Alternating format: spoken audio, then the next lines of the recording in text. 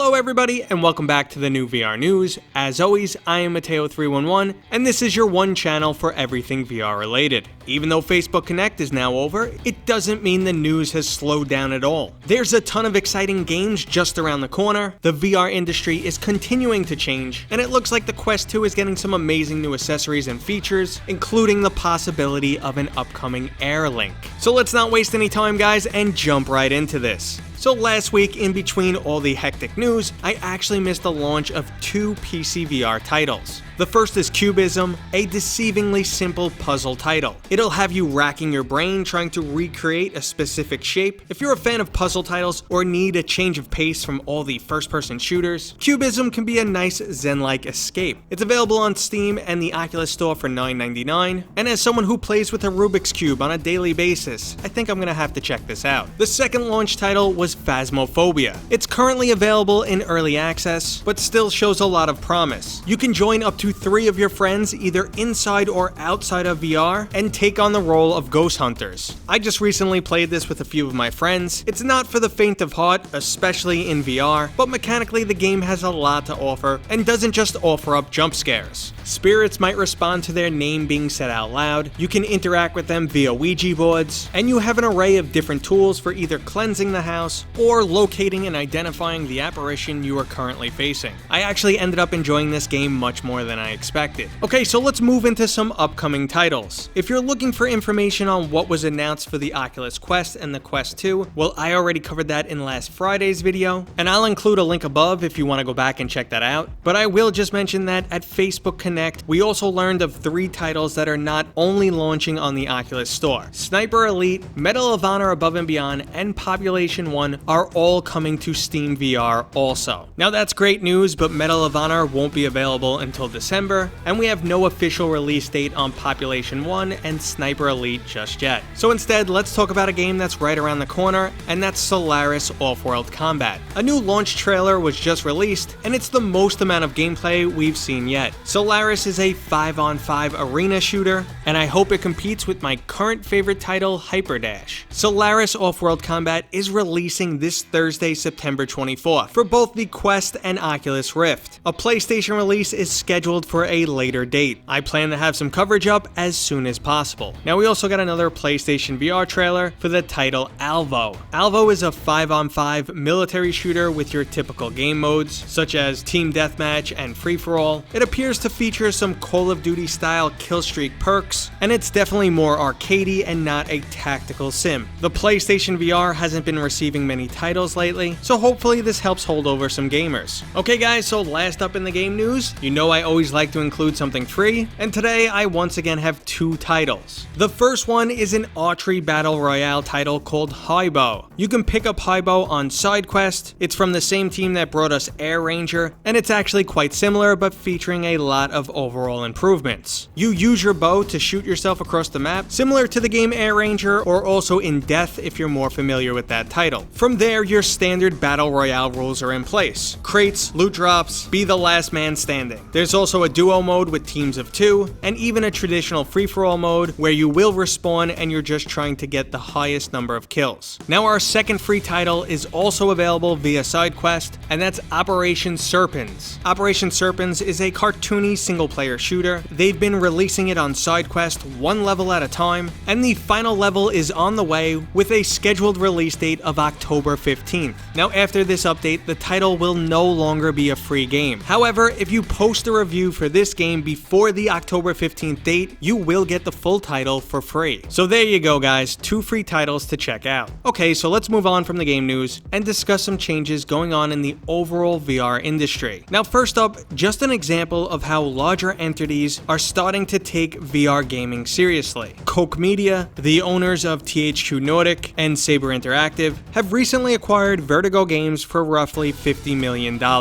Now, Vertigo Games is known for its highly successful VR titles, including Arizona Sunshine and A Fisherman's Tale. They also have the highly anticipated upcoming title, After the Fall. Now, a statement from the CEO of Koch Media stated, "We have been monitoring the VR market over the past years very closely. I'm sure that we are only at the beginning of the technological development of VR and what it offers players around the globe." Now, it's great to see other large entities besides Valve and Facebook taking an interest in VR gaming. But we can't discuss the future of VR without focusing on Facebook and the moves they are currently making. Facebook has announced that they are discontinuing the Rift product line in 2021, and from now on they will only make standalone headsets. Now, with Facebook also launching the very capable and extremely reasonably priced Oculus Quest 2, combined with how they are funding developers or outright purchasing studios like Ready at Dawn and Beat Games, it's undeniable that they are going to have a ton of influence on the future of VR gaming. Now, the question becomes, what impact will this have on the future of PCVR gaming? Now, it's undeniable that PCVR gaming is a much more powerful and immersive experience, as it's fueled by much more expensive hardware. But if developers just can't make money developing this industry, they're going to focus on Oculus Quest development. And if the focus is exclusively on the Oculus Quest, will we only begin to see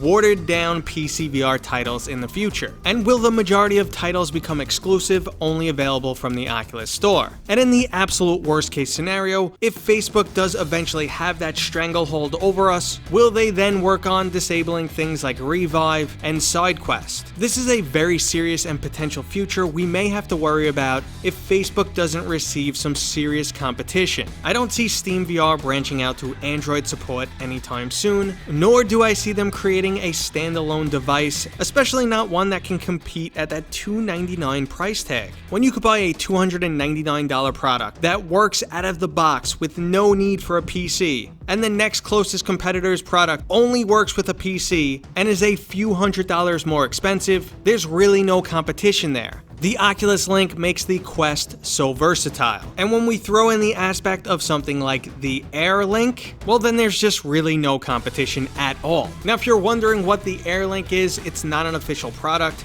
We first heard this term during John Carmack's recent presentation for Facebook Connect, where he discussed bringing wireless capabilities to the Oculus Quest 2. Now, John Carmack's presentations are unscripted. He points out both achievements and shortcomings of Facebook products, and he really doesn't hold back his opinion. Now, he discussed how VR products are already using wireless technologies and users are enjoying their experience. And he states this as a reason that Facebook should be doing it also. The internal struggle and delay is over quality control. The possibility to wirelessly stream games to your Oculus Quest from your PC or even over something such as 5G for the Oculus Quest 2 is possible right now, but it doesn't come without issues. Latency will increase, making the overall VR experience possibly less comfortable, and video compression can cause a reduction in overall image quality. Now, the XR2 chip found in the Oculus Quest 2 supports Wi-Fi 6E, and this is capable of super high bandwidth and ultra low latency connections. You also won't see the same issues that occur on the HTC Vive wireless adapter when functionality stops if you interrupt line of sight. So with John Carmack coining the term Air Link and the technology already existing in your headset, it's only a matter of time before wireless gaming on your Oculus Quest 2 is available. The current drawback is most people are going to require a new router,